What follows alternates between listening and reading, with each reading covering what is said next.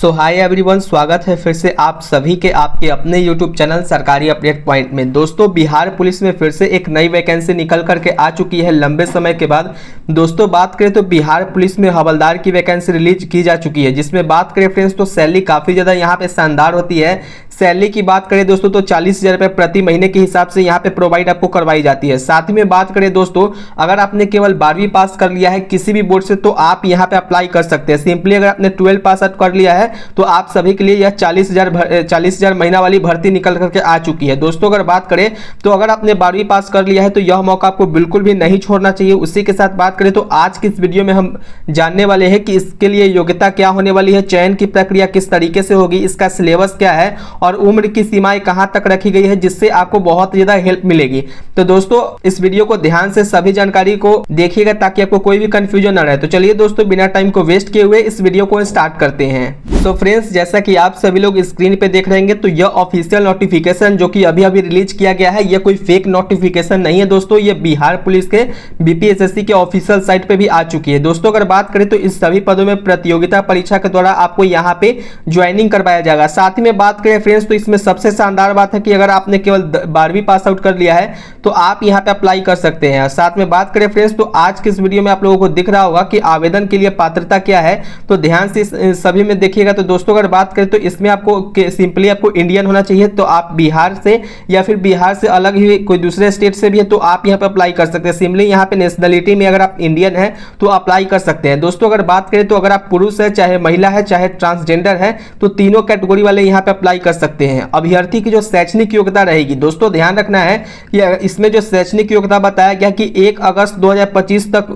जो इंटरमीडिएट उत्तीर्ण कर चुके हैं तो उनके लिए यह वैकेंसी होने वाली है। उसके बाद अगर कोई यहाँ पे पास आउट किए होंगे तो उनके लिए यह वैकेंसी नहीं होगी। ध्यान से सुनना है, 1 अगस्त 2025 तक आपको यहाँ पे फाइनल डिग्री आपको यहाँ पे होनी चाहिए। साथ में बात करें फ्रेंड्स तो यहाँ पे आपको बताया गया है उम्र सीमा की जो गणना है, उम्र सीमा की गणना आपको 1 अगस्त 2025 के अनुसार यहाँ पे किया जाएगा और अभ्यर्थियों की जो उम्र है वो 1 अगस्त 2025 के अनुसार ही किया जाएगा, जो कि मैट्रिक से कम जो है न्यूनतम 18 वर्ष होना चाहिए। न्यूनतम 18 वर्ष से कम अगर है तो आप यहाँ पे अप्लाई नहीं कर पाएंगे। मैक्सिमम एज की बात करें दोस्तों तो जो इसके में मैक्सिमम एज रखा गया है वो 37 ईयर्स तक रखा गया है। वही बात करें फ्रेंड्स तो महिलाओं के लिए यहाँ पे 40 साल अनरिजर्व कैटेगरी वालों के लिए रखा गया है, केवल फीमेल के लिए रहेगा। बाकी जो अनरिजर्व कैटेगरी वाले हैं तो 37 वर्ष तक आपको यहाँ पे देखने को मिलती है। उसी के साथ बात करें फ्रेंड्स, अगर आप पिछड़ा वर्ग या अत्यंत पिछड़ा वर्ग के कैंडिडेट है तो मेल एंड फीमेल दोनों कैंडिडेट के लिए या फिर ट्रांसजेंडर के लिए न्यूनतम 18 वर्ष है और मैक्सिमम 40 ईयर्स तक आपको यहाँ पे एज लिमिट देखने को मिल जाती है। केवल SC and ST male and female दोनों कैंडिडेट के लिए 42 ईयर्स तक आपको एज रिलैक्सेशन यहाँ पे देखने को मिलती है। वही बात करें फ्रेंड्स तो बिहार में वैसे सरकारी सेवक जो उच्चतर वेतनमान की स्वयं सेवा में अगर यहाँ पे लगे हुए हैं तो इसमें अगर दोबारा अप्लाई करना चाहते हैं तो उनको 5 वर्षों की अधिकतम सीमा छूट दी जाएगी, जो कि अगर बात करें तो जो बिहार में पहले से ही सरकारी सेवा कर रहे हैं। साथ में बात करें फ्रेंड्स तो यहाँ पे आपको सबसे पहले जानना यह बहुत ज़्यादा इंपॉर्टेंट हो जाता है कि अभ्यर्थियों को जो यहाँ पे अप्लाई करने वाले हैं उनका शारीरिक मापदंड क्या होगा, क्योंकि एग्जामिनेशन निकाल लेने के बाद अगर आपका शारीरिक मापदंड अगर यहाँ पे नहीं कंप्लीट होता तो आपका यहाँ पे आवेदन करना रद्द हो सकता है। रद्द क्या, आपको यहाँ पे सिलेक्शन होने की संभावना ही नहीं रहेगी, क्योंकि यहाँ पे आपको एग्जामिनेशन के बेस पे तो नहीं बल्कि एग्जामिनेशन प्लस यहाँ पे जो शारीरिक फिजिकल मापदंड होता है उसके अनुसार यहाँ पे देखी जाती है। सो फ्रेंड्स, अगर बात करें तो हाइट को लेकर के, तो हाइट को लेकर के बहुत सारे कैंडिडेट के मन में यह डाउट रहता है कि इसके लिए हाइट क्या रहती है बिहार पुलिस में। तो दोस्तों, बात करें तो इसके लिए आपको जो अनरिजर्व कैटेगरी वाले हैं यानी कि अनारक्षित वर्ग वाले हैं और पिछड़ा वर्ग के जो पुरुष कैटेगरी है उनको लिए यहाँ पे 165 सेंटीमीटर रखा जाता है, यार नहीं बल्कि 165 सेंटीमीटर रखा जाता है। बाकी ईबीसी कैंडिडेट है यानी कि अत्यंत पिछड़ा वर्ग है और अनुसूचित जाति और अनुसूचित जनजाति के पुरुषों के लिए यहाँ पे आपको 160 सेंटीमीटर का हाइट यहाँ पे आपकी होनी चाहिए। अगर इससे कम आपकी हाइट है तो आप इस कैटेगरी में यहाँ पे अप्लाई नहीं कर पाएंगे। एंड बात करें दोस्तों तो यहाँ पे सभी कैटेगरी के फीमेल कैंडिडेट के लिए यहाँ पे जो मिनिमम जो यहाँ पे रहती है आपकी 155 सेंटीमीटर हाइट होनी चाहिए और जो यहाँ पे मेजर किया जाता है केवल यहाँ पे फीमेल के लिए नहीं किया जाता है चेस्ट वगैरह, केवल और केवल मेल के लिए यहाँ पे सिर्फ पुरुषों के लिए सीना का मापी किया जाता है। साथ में बात करें फ्रेंड्स तो अनारक्षित वर्गों के लिए बिना फुलाए हुए 81 सेंटीमीटर कम से कम होना चाहिए और फुलाने के बाद 86 सेंटीमीटर होना चाहिए।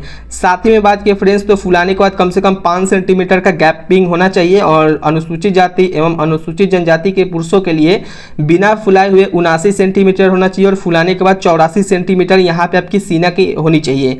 यहाँ पे साफ तरीके से बताया गया कि महिलाओं के लिए यहाँ पे सीना की मापी नहीं होती है और वजन में केवल खास करके जो फीमेल कैंडिडेट है उनको ध्यान रखना होगा कि उनकी जो वेट है वो 48 किलोग्राम से कम नहीं होना चाहिए। अगर कम है तो उनको यहाँ पे प्रॉब्लम, कम है तो यहाँ पे अप्लाई करने के बाद आपको रिजेक्ट यहाँ पे कर लिया जाएगा। साथ में बात करें दोस्तों, अगर कोई फीमेल कैंडिडेट है, अगर उनका वजन 48 किलो से कम है तो वो अच्छा से खाना पीना खाए और वजन अपना बढ़ा सकते हैं। और जो यहाँ पे किन्नर होते हैं या फिर हिजरा ट्रांसजेंडर, तो उनके लिए भी यहाँ पे आपको जो शारीरिक दक्षता मापदंड है कंप्लीटली यहाँ पे होनी चाहिए। एंड नियुक्ति की जो प्रक्रिया होगी पूरी तरीके से आपको लिखित परीक्षा के आधार पे होगी, जिसमें आपको शारीरिक दक्षता परीक्षा की प्रक्रिया अपनाई जाएगी। लिखित प्रतियोगिता परीक्षा के लिए आपको दोस्तों यहाँ पे आपको आवेदन के लिए जो है क्लास 10वीं का जो क्लास 10 का जो मार्कशीट होता है, मार्कशीट का क्लास 10 के लेवल के अनुसार आपको यहाँ पे परीक्षा देखने को मिलेगी। जिसमें आपको सब्जेक्ट की बात करें दोस्तों एग्जामिनेशन पैटर्न की, तो लिखित परीक्षा कहने का मतलब है कि आपको यहाँ पे बीपीएससी जैसा यूपीएससी जैसे लिखित परीक्षा नहीं होगी, बल्कि आपको ऑब्जेक्टिव टाइप का क्वेश्चन दिया जाएगा जो कि ऑफलाइन तरीके से आपको एग्जामिनेशन होती है। जिसमें आपको दोस्तों पहला जो रहता है सब्जेक्ट रहता है आपको हिंदी रहता है, तो हिंदी से क्वेश्चन पूछे जाते हैं। एंड सेकेंड इंग्लिश के सब्जेक्ट रहते हैं, थर्ड मैथमेटिक्स की रहते हैं। फोर्थ की बात करें तो फोर्थ आपको यहाँ पे एसएसटी के सब्जेक्ट्स रहते हैं। इसमें बात करें तो द फर्स्ट होता है आपका हिस्ट्री होती है एंड ज्योग्राफी, फिर उसके बाद बात करें तो पॉलिटिकल साइंस वगैरह आपको देखने को मिलते हैं, फिर इकोनॉमिक्स रहते हैं। और फिर बात करें विज्ञान यानी कि साइंस में, तो साइंस में आपको फिजिक्स का पोर्शन रहता है, केमिस्ट्री का एंड बायोलॉजी का पोर्शन देखने को आपको मिल जाती है।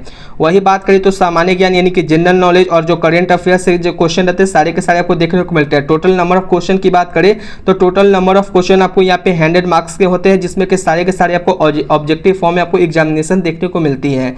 एंड बात करें फ्रेंड्स तो यहाँ पे जो टाइमिंग आपको दी जाती है वो 2 आवर्स की दी जाती है, जिसमें अगर देखें तो यहाँ पे टोटल आपको 2 आवर्स में 100 क्वेश्चन सॉल्व करने को मिलते हैं, जिसमें प्रत्येक सही करने पे आपको 1 अंक दिया जाता है। और प्राप्त आवेदनों की जो संख्या पर आधार पे अधिक पालियों में परीक्षा यहाँ पे आयोजित करवाई जाएगी। जैसे कि बहुत सारा इसमें कैंडिडेट अप्लाई करेंगे तो एक ही दिन तो एग्जामिनेशन कंडक्ट करवाना था पॉसिबल नहीं है, इसलिए यहाँ पे बताया गया कि जैसे ही बहुत सारे कैंडिडेट इसमें अप्लाई करते हैं तो 1 से अधिक पालियों में आपको यहाँ पे एग्जामिनेशन देखने को मिल जाती है।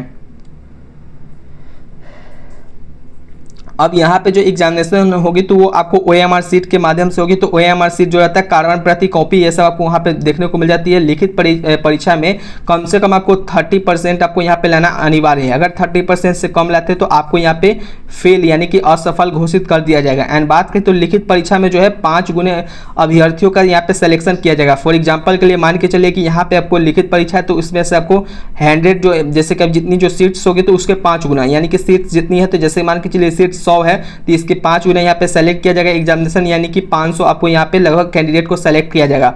अब इस 500 कैंडिडेट को यहाँ पे जो है तो इन 500 में आपको फिजिकल एग्जामिनेशन दिलवाई जाती है। और लिखित परीक्षा अंतिम मेधा सूची के आधार पर नहीं होगी। जो लिखित परीक्षा केवल और केवल शारीरिक दक्षता परीक्षा क्वालिफाइंग यहाँ पे आपको होगी, जो यहाँ पे क्वेश्चन वगैरह आते हैं तो लिखित परीक्षा के आधार पर ही होगी। बाकी बात करें फ्रेंड्स तो यहाँ पे शारीरिक दक्षता परीक्षा की जो प्रक्रिया है मध्य एवं स्तर वही होगा जो बिहार पुलिस में सिपाही के पद के लिए यहाँ पे की जाती है। फ्रेंड्स बात करें यहाँ पे तो यहाँ पे एक और बात बताई गई है, जैसे कि आपको यहाँ पे जो दौड़ वगैरह रहते हैं तो वो भी इसके लिए कितने मार्क्स वगैरह दी जाती है तो ये भी आपको यहाँ पे देखने को मिल जाती है। जैसे कि रनिंग की बात करें तो रनिंग के लिए मैक्सिमम 50 मार्क्स यहाँ पे देखने को मिलती है, तो 50 मार्क्स आपको देखने को मिल जाती है। एंड बात करें अगर आप 5 मिनट से कम में अगर रनिंग करते हैं तो यहाँ पे 1 मील आपको यहाँ पे लगभग आपको 1.6 किलोमीटर का रनिंग करना पड़ेगा 6 मिनट में। एंड 5 मिनट में आपको 20 सेकेंड अगर करते हैं तो इस टाइप का आपको नंबर यहाँ पे देखने को मिल जाती है। एंड जो सभी कोटि की जो फीमेल कैंडिडेट है तो उनको लिए यहाँ पे 1 किलोमीटर का रनिंग रखा जाता है, जो कि 5 मिनट में यहाँ पे आपको कंप्लीटली करवाया जाता है। अगर आप यहाँ पे 5 मिनट से अधिक टाइमिंग लेते हैं तो आपको यहाँ पे असफल घोषित कर दिया जाएगा।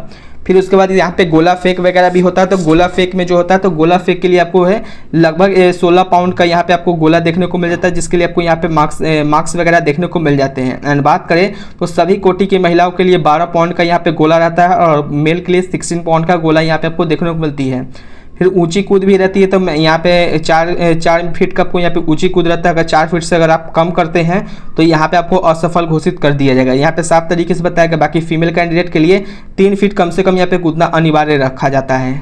फ्रेंड्स अगर बात कर ले कि यहाँ पे किस कैटेगरी वालों के लिए कितनी वैकेंसी यहाँ पे रिलीज किया गया है तो आप लोगों को यहाँ पे दिख रहा होगा। तो यहाँ पे गैर आरक्षित वर्ग यानी कि यहाँ पे अगर बात करें दोस्तों तो अनरिजर्व कैटेगरी वालों के लिए 48 वैकेंसी रिलीज किया गया है, जिसमें से आपको लोगों को पता होगा कि 35% जो भी वैकेंसी आती है वो फीमेल कैंडिडेट के लिए यहाँ पे आरक्षित रहती है। तो 17 वैकेंसी आपको फीमेल कैंडिडेट के लिए रहने वाली है। अनुसूचित जाति की बात करें तो यानी कि SC कैंडिडेट के लिए 19 वैकेंसी जिसमें से 7 फीमेल के लिए होगी और अनुसूचित जाति के लिए 2 वैकेंसी जिसमें आपको फीमेल की वैकेंसी आपको नहीं देखने को मिलेगी।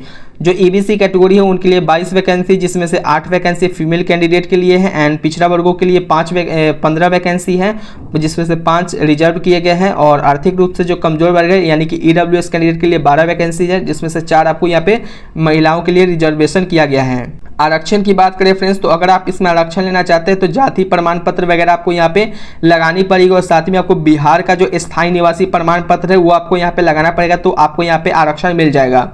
दोस्तों इसमें फॉर्म अप्लाई करने के लिए डायरेक्टली आप https://bpssi.bihar.gov.in पे जाकर के डायरेक्टली आप होमगार्ड वाले टैब को आप जब चूज कीजिएगा तो वहां से आपको निकल करके आ जाती है। दोस्तों अगर बात करें तो इसकी लास्ट डेट क्या है और कब से कब तक आप इसमें अप्लाई कर सकते हैं तो सिंपली यहाँ पे बताया गया कि गृह विभाग जो है BPSSI के द्वारा वैकेंसी रिलीज किया गया है।